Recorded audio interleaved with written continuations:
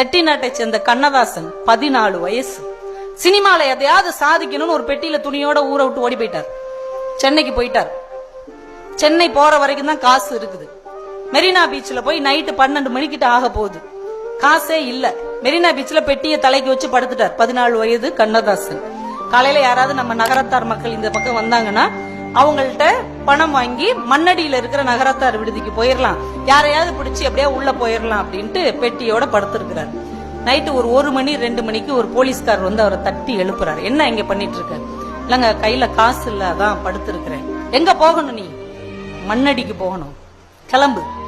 இல்லங்க, என்னால போக முடியாதுங்க, கையில காசு இல்ல. இல்ல கிளம்பு, இல்லன்னா 4 நாள் கொடு அப்படின்னு இருக்காரு. 4 நாள் இருந்தா நானே பஸ்ல போயிருப்பேன்ல, என்ற காசே இல்லங்க. அழுது கொண்டே கண்ணதாசன் என்கின்ற அந்த சிறுவன் அந்த பெட்டியை தன் தலையில் சுமந்து கொண்டு மெரினா பீச்சில் இருந்து மண்ணடி வரைக்கும் விடிய விடிய நடந்து போயிருக்கிறார். போகும்போதே மனசுக்குள்ள சொல்லி இருக்கிறார், இந்த மெரினா பீச்ல இந்த காந்தி சிலைக்கு கீழே நான் விட்ட கண்ணீர் ஒரு நாள் வெற்றி என்கின்ற மரமாக மாறும் என்று மனசுக்குள் சொல்லிக்கொண்டே போயிருக்கிறார். காலம் ஓடுகிறது. அவர் பத்திரிகை ஆசிரியராக மாறுகிறார், கவிஞராக மாறுகிறார், பாடலாசிரியராக மாறுகிறார், சினிமா படத்தின் தயாரிப்பாளராக மாறுகிறார். அவர் சொந்த படம் எடுக்கிறார். படத்துக்கு சுமை தாங்கி அப்படின்னு பேர். இந்த படத்துக்கு ஹீரோ ஜெமினி கணேசன். அவரை வச்சு ஒரு பாட்டு எடுக்கணும். கரெக்டா கூட்டு வந்தார். மெரினா பீச்ல காந்தி சிலைக்கு பக்கத்துல ஜெமினி கணேசனை பாட விட்டார். பாடிக்கிட்டே இப்படியே நடங்க.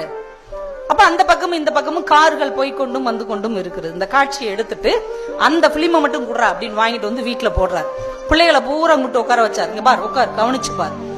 இந்த இடத்துலதான், இந்த காந்தி சிலைக்கு பக்கத்துலதான் காலனா காசு இல்லாம உங்க அப்ப மெரினா பீச்ல இருந்து மண்ணடி வரைக்கும் நடந்தே போனான்.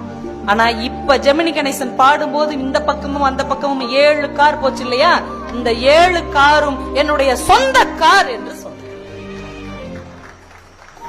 நாளனா இல்லாமல் நடந்து போன அந்த கவிஞன் அதே இடத்தில் 7 கார்களை நடத்த முடிந்தது என்றால், எங்கே நாம் அவமானப்பட்டோமோ அந்த அவமானத்தை மூலதனமாக வைத்தால் அது வெகுமானமாக விரிந்து நிற்கும் என்பதற்கு கண்ணதாசனுடைய வாழ்க்கை ஒரு மிகப்பெரிய அடையாளமாக இந்த மண்ணில் பதிவு செய்யப்பட்டிருக்கிறது.